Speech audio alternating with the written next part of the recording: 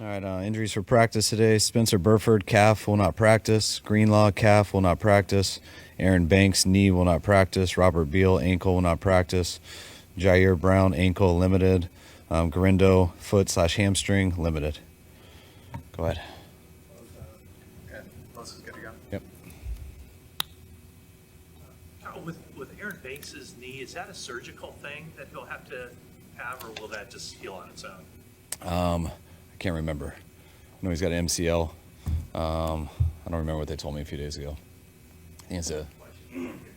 Impact him in free agency? No. If he does, it's minor. I mean, he's going to be good in a few weeks, they say, so. You were waiting for further information on Burford the other day. What did you hear back? Nothing real specific, just that he won't be able to go today, and hopefully he will later in the week, but it's going to be tight. Yeah, there's a chance. Charlie Heck at tackle, at least for today's practice? Possibly.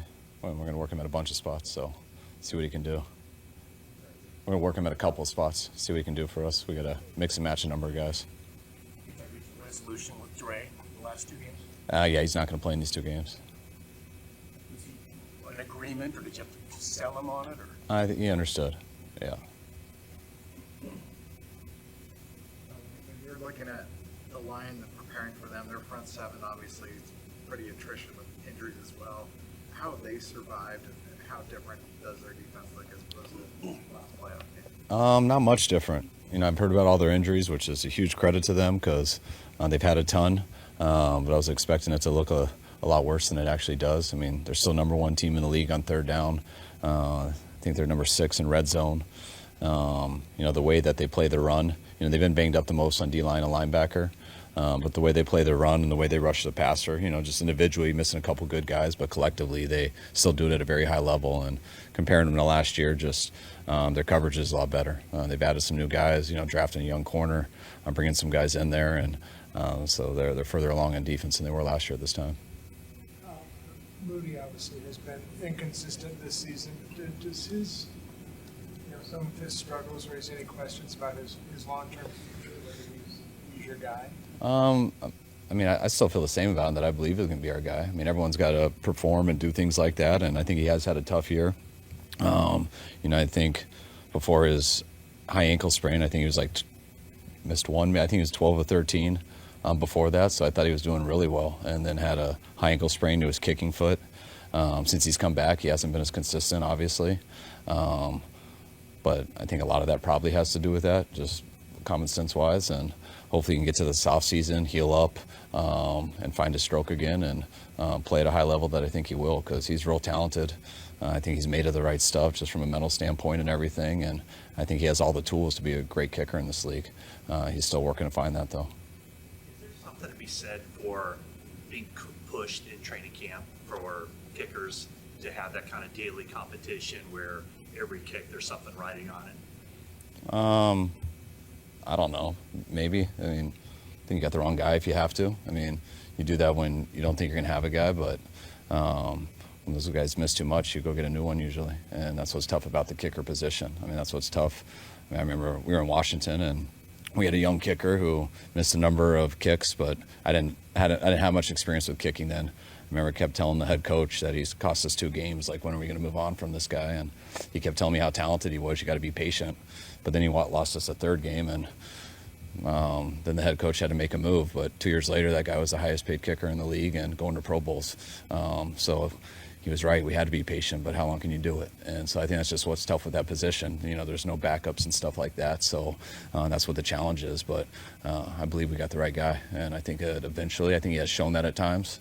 I thought he showed that at times his rookie year. I thought he showed that big time, being 12 out of 13 to start this year. And I think he'll show us all that in the future. About his emotional state, his confidence at all? No. Championship game, you saw the Lions going for it on 4th down, kind of work to your advantage. But when a team is as aggressive as they are in that regard, how does it just change maybe the mindset of what you have to be in terms of things defensively? I mean, it means that they probably have an extra down. I mean, it's similar when you go against Philly and how good they are in the tush push, and just understanding when it's 3rd and 4 that it's almost like it's 2nd and 4 because they're going to go for it on 4th and anything less than that. Just Dan with how aggressive he's been, you got to understand that anywhere on the field, whether it's trick plays, whether it's going for it, whether it's special teams plays. I mean, everything's up. So sometimes it helps, sometimes it hurts, and same thing for the opposing team. They've been rolling offensively this year. Have you seen them grow even more? I mean, he obviously wasn't afraid to do it last year, but even more confident in those situations? I feel like he's been pretty confident in it for a while. With Trent's injury, is there any concern that is like a long-term career-threatening thing? Not that we've heard of. I mean, it's always concerned that it's taken longer to heal than expected. But I mean, he's seen a number of specialists. He's seen our own guys. So everyone's pretty much on the same page. He just needs some time and it'll heal. So there's really no worries there. But we just wanted it to heal faster. I know that we liked him coming out of college. He's done a good job there in Atlanta. And I was really pumped to get him in this situation at this time. Brock Purdy and just where he is at this point of the season, how do you feel like his progress has been? I mean, last year his season and his stats were ridiculous, and then this year it's been a challenge. So where do you feel like he's at? Exactly what you just said. He's in a more challenging situation this year. He's got 2 more weeks of it. I think it's going to end up being really good for him in the long run. I thought he played at such a high level in some situations last year that, some were good and easier, but then some were tough, just like even both playoff games. Some of the situations we were in and him leading us back to end up winning both of those and go to the Super Bowl. I think this year just having a number of his guys down and things like that has been harder on him.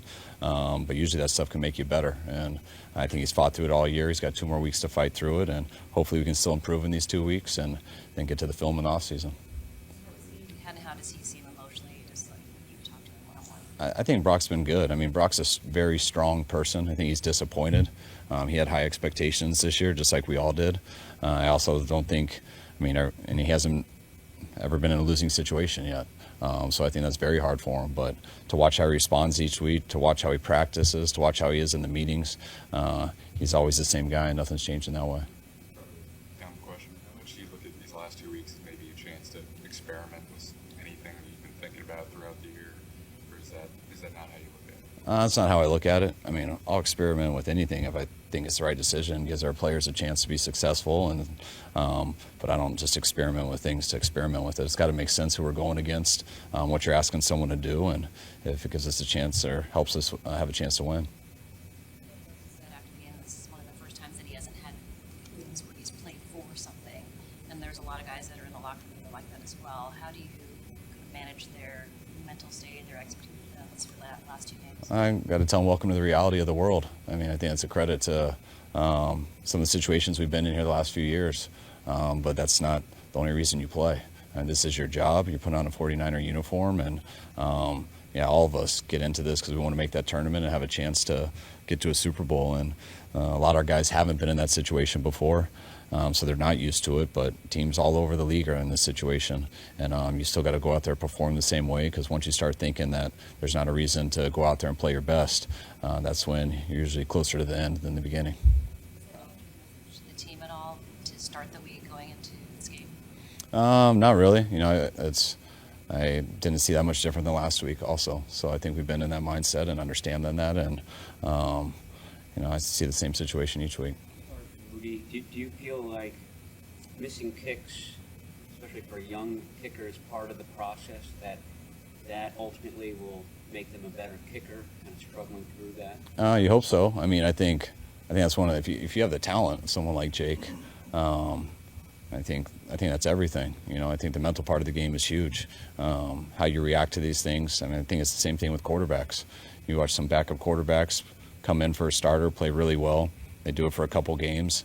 Then they have their 3-pick game and they get killed, and then you see how they respond to that. And some guys come back, and some guys it kind of breaks, and they want to go back to not having as much pressure on them. So I think that's a huge part of this game with every position. But when it comes to the kicker, since it's such a specialty and a deal that really only they deal with, I think the mental part's as big as anything. Take some more, guys. Since 95, 2014 is the only year Bobby Turner has been with you or your dad. Was that what happened in it's just a random question. I'm investigating this, but like, how come he couldn't come with you to the Browns? Because I'm not always in charge of hiring the staff. No one really came with me. I just got hired last. I got hired in February, and they had a running back coach there, so you don't always get to pick your staff when you're not the head coach. I believe so. Yeah. Yeah. All right, guys.